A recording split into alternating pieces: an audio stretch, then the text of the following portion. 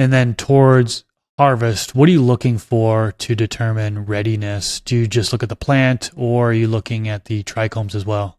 I look at both. I look at the plant to see, is it kind of senescing towards the end of its life, kind of the colors of the pistils, and then I will use a jeweler's loupe to check the trichomes. And then what color do you typically aim for, the color of the trichomes? I'm shooting for cloudy and just like maybe 10% amber.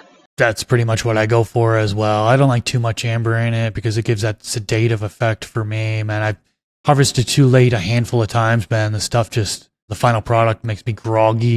And it's really not a true interpretation of what that genetic should have felt like for effects, in my opinion. So, yeah, I typically do mostly cloudy with that 10% amber, and then I'm giving it the chop at that point. Yeah, and then from my understanding, the terpenes still kind of degrade as it's hanging up to dry, so you might get a little more amber once it's fully dry. Yeah, I've heard that as well, that it still does some maturing there as well, especially as it comes in contact with the elements, with the temperature, humidity, all that stuff, this pressures that happen. And actually, if you have large swings in your environment during drying, it can rupture trichomes. I don't know if a lot of people are aware of that, but Canatrol put out a study in regards to that, and it was pretty interesting. I think there was actually some time-lapse video to where it's showing the trichomes expanding and contracting, and then some actually bursting as well. So a stable, dry environment is very key in order to try to maintain that quality. Let's get into drying a little bit deeper. You kind of mentioned it a little bit. Can you break it down for us a little bit more detail? How do you go about the drying process? So when the plant's ready to harvest, I chop it and I just hang it up in a AC Infinity propagation tent. I have one of the little 4-inch oscillating fans at the very bottom, just not oscillating, and it's only set to 1. Just to keep a little bit of air movement in there, but not directly on the plant.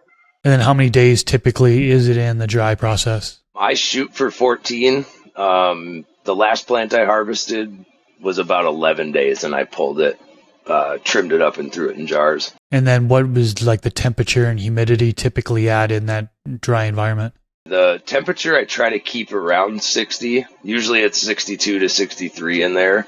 And the humidity, for the first couple of days, I like to go 55%, and then just try to ride that 60 for the rest of the dry. Pretty straightforward. Yeah, a lot of people aim for those conditions, and you get some really great results. Closer to the 60-60 is kind of what it seems like you're aiming for. I know you mentioned 55 to begin. Yeah, a lot of people are within those parameters and get some really, really good results. So yeah, and I actually, with winning the DGC, I won a Canatrol. I think it's the C2. Nice. Yeah, so I want to do a side-by-side comparison of the G-Ride, how I hang dry it, and then one in the Canatrol. I think you're going to like the Canatrol. It takes takes a lot of the work off your hands, in a sense, to where you don't have to have a tent to dry in. You don't have to have an oscillating fan going. You don't have to monitor the temperature and humidity and make sure it's in the proper ranges that you want them to be. Yeah, it'll be a little less stressful too, trying to keep those parameters. For sure. Yeah, absolutely. There's been time where I had to harvest, and then I just happened to have a vacation, and I was leaving, and it's like, okay, and I cut it down, put it in the Canatrol, and came back from vacation, and everything's dry perfectly. So I'm like, oh, great. Didn't have to worry about, controlling a grow tent dry environment, which you can get some really stable conditions drying in a grow tent. So I'm not knocking this whatsoever. But the automation with the Canatrol definitely makes things a lot easier, in my opinion. Yeah. This clip is brought to you by Stash Nutrients. Use coupon code THESTASH for a discount on your order.